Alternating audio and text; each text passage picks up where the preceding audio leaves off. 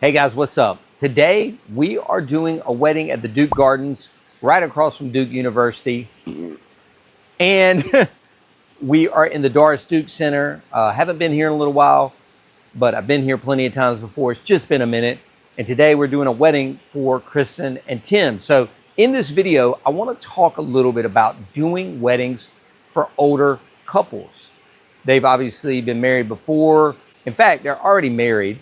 And this is more just a big wedding reception. Not a lot of formalities, but they're definitely an older couple, second marriage kind of thing. And today I want to give you some tips for doing these type of weddings instead of your 25 to 35-year-old couples that you might be used to doing. Let's check it out.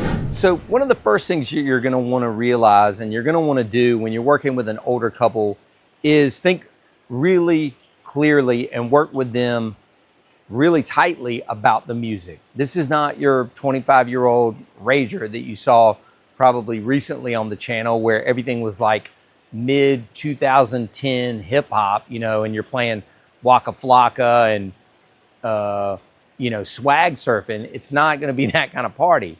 So I would say the main thing to think about when you're dealing with couples that are older or second marriages is this music, right? It's going to be different than this, 25-year-old kind of rager type event. So what you're going to want to do is probably double your consultations or even double the amount of phone calls you have with them. I did the initial consultation probably a year ago. And then I think early October, we're at the very end of October now. Early October, I did another phone call. And then this week leading up to the event, obviously here we are, I did another phone call, and that's probably one more phone call than I would normally do. But I just wanted to make sure that I had the music that they want for their guests dialed in. The second thing you're also going to want to think about is there's going to be a wide range of people here in terms of age, right? I'm not exactly sure how old they are. I'm not going to hazard a guess, but their kids could be closer to my age, right? And so you've got their demographic and their friends. They probably have kids that are in their 40s, let's call it. You've got that demographic. Those kids may even have kids. So, it's going to be a wide range of people today from, I would guess, maybe teenagers or early college years all the way up to Tim and Kristen's age. So again, think about that demographic and what you're going to be playing as well for this huge range of people. And again, it leads me to my point that a DJ will always be better than a band for a wedding because we can't be stumped. We can play anything. Okay, another thing you're going to want to do is also check in a little bit more, right? Maybe they're not going to be on the dance floor right in front of the DJ booth like a 25-year-old couple. So make sure you check in or send your assistant, my guy Saquon's here, as usual, to say, hey, is everything okay? Maybe your volume needs to be monitored a little bit more. So you check the volume from different parts of the room, especially like we're doing dinner music. Right? We need to kind of walk around and make sure that people are still able to have a conversation. You're not playing too loud. Even when the dancing starts, I'm not going to go maybe as loud as I would for a super young crowd.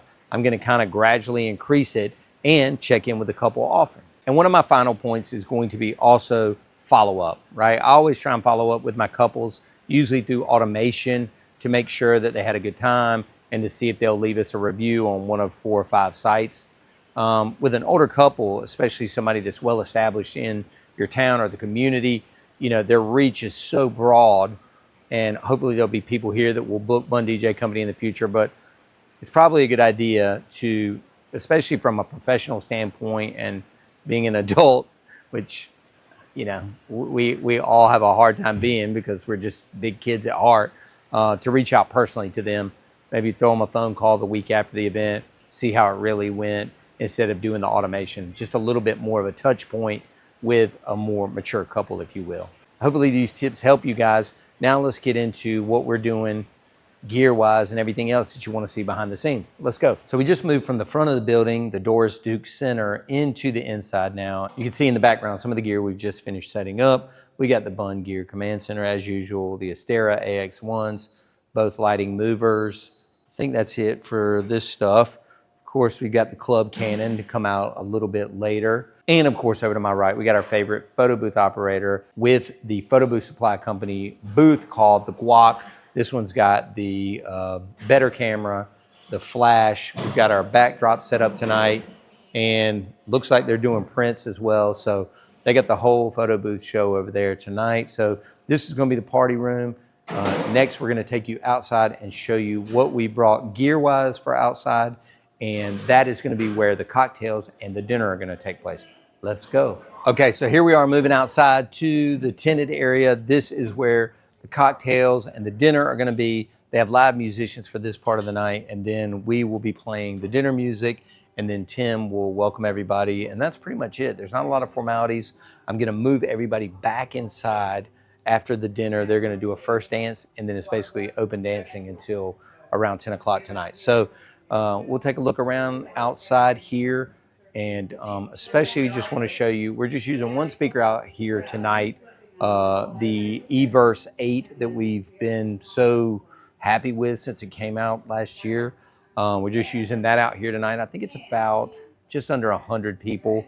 Probably could have brought two, but probably just need one, to be honest with you, because mostly, like I said, it's a quick announcement or a welcome, and then just the dinner music. So let's go take a look at the eVerse right now. So this is what we're going to use for the outdoor sound tonight. This is the eVerse 8.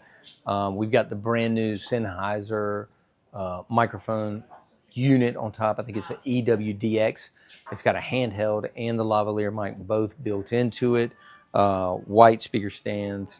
And then, like I said, the eVerse 8. We just got a brand new holder for the iPad as well, which we're running Bluetooth to the speaker. And then, of course, this whole rig is battery powered. Tonight, we're just using the handheld portion, not the lavalier. And again, we'll just have, Tim is going to give a welcome right over there. And we'll just kind of stand over here behind it, monitor the volume. This is plenty of volume for this size audience and this part of the venue. And then, like I said, once we're done out here, we move inside to where the main system is, and then we have a big old party. All right, so stick around and we'll cut to the party in a minute. Okay, all changed up, ready to go. Whoop. All changed up, ready to go. Guests are starting to arrive. Again, we're kind of just chill for the first, I don't know, bit of it, because they have musicians, and then we don't take over till dinner starts. So everything's just kind of, you know, making sure we got everything set up, everything's in place, everything's looking good, shooting content. We're ready.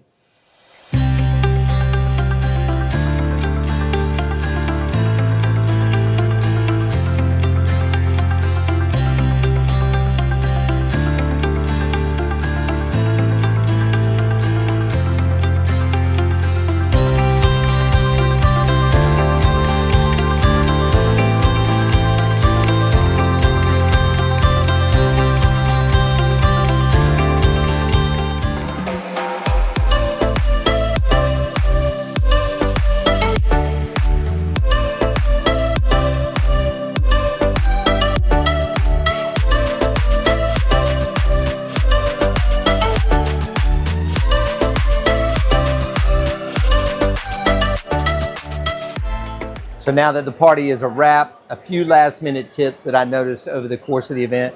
Number one, I probably was playing too loud. So I noticed a few people kind of cringing a little bit. So I played softer than usual. Number two, I looked at Saquon, I was like, let's chill out with the pixel tubes tonight, no strobing. So we kind of kept that more chill.